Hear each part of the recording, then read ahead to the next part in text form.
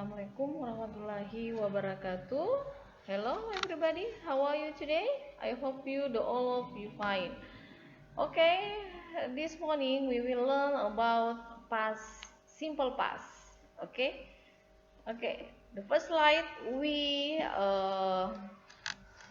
learn about the meaning of the simple past. Okay, all of you see the slide. The past tense is also called the simple past. Is used for the past action that happened either or specific time, which can either be given by time phrase yesterday, last year, or understood from the context regular verb add to the base form or D if the verbs ends with E. Irregular verbs can change in many different ways. The verb form is the same for the all person.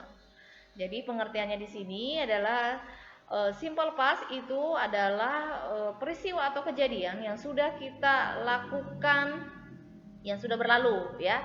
Kemudian biasanya itu yesterday, last year. Di sini yang perlu kita pahami bahwa simple past itu ada mengalami perubahan untuk waktu, ya, perubahan frase. Di situ ada dikenal namanya regular verbs dan irregular verbs. Nah, kalau regular verbs itu ditambah ed. Kemudian kalau irregular verbs itu ada perubahan dari suku kata. Oke. Next, when do we use the simple past tense? We use the simple past tense of the verbs to describe an action that took place in a specific time in the past. Karena ini dilakukan bentuk waktu yang lampau, ya, yang sudah berlalu.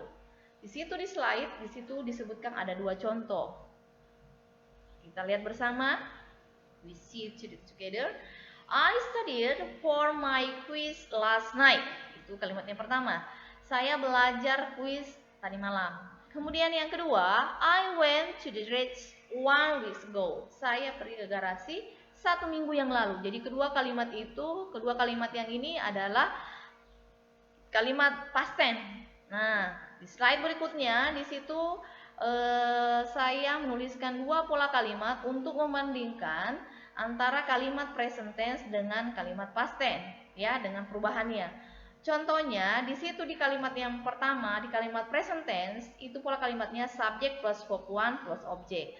Contohnya I go to school every day. Nah, ketika kalimat itu kita ubah menjadi kalimat past tense, polanya berubah menjadi subject plus verb to plus object. Jadi perubahan kata kerja itu ada di, kalau yang present itu pertama, kalau sudah berubah menjadi past tense itu menjadi verb kedua. Nah, yang contohnya I went to the school yesterday. Saya pergi ke sekolah kemarin. Yang perubahannya di sini itu ada dua. Di kata go berubah menjadi when. Kemudian every day berubah menjadi yesterday. Ya. Oke. The next. Di sini rumus simple past tense dengan menggunakan kata kerja. Yang tadi kita sudah bahas subjek. Di sini ada 3 pola kalimat yang Ibu akan jelaskan, itu positive sentence, negative sentence, and interrogative sentence. Kalimat positive sentence, kalimat positif itu pola kalimatnya subject plus verb to plus object. Contoh kalimatnya itu ada di bawah, bisa kalian lihat. I went to Jakarta yesterday. Saya pergi ke Jakarta kemarin. Nah, when yang berubah menjadi verb kedua dari kata go. Nah, kita lihat yang berikutnya. Negative sentence, kalimat negatif. I, subjeknya, did plus not plus verb one plus object. Jadi pola kalimatnya subject plus did plus not plus verb one plus object. Jadi ketika dia berubah menjadi kalimat negatif, maka kata kerjanya dari verb kedua menjadi verb pertama. Contohnya, I did not go to Jakarta yesterday. Jadi perubahannya di kata go, ya, dengan menambahkan kata did dan not. Nah, kalimat berikutnya interrogative sentence atau kalimat tanya. Did dari to be duluan, did plus verb one plus subject plus verb one plus object. Jadi ini dibalikkan lagi tadi dari, ya, kalimat negatif. Jadi did you go to Jakarta yesterday? Apakah kamu pergi ke Jakarta kemarin? Nah, tinggal jawabannya yes I did atau no I didn't. Ya, jadi ini pola kalimat. Salah satu pola kalimat ketika kita membuat kalimat simple past. Nah, selain di situ ada pola kalimat yang lain lagi. Pola kalimat yang lain itu dengan menggunakan to be. Dengan ada kata subjek, dengan plus words, dengan plus word. Subjek itu kalian sudah tahu ya, termasuk I dan sebagainya, we dan lain-lain. Nah, was dan where di sini ada atau di sini. Was kapan digunakan dan where kapan digunakan. Was itu digunakan kalau dia singular person, ya, termasuk I, she, he. Nah, itu yang tunggal kita menggunakan was. Sedangkan kalau where itu yang jamak atau plural person. Seperti you, they, you, we, they dan lain sebagainya. Ini menggunakan where. Di sini juga ada kalimat positif, ada kalimat interrogatif dan ada kalimat negative sentence. Ya. Ini adalah pola kalimat simple past yang lainnya.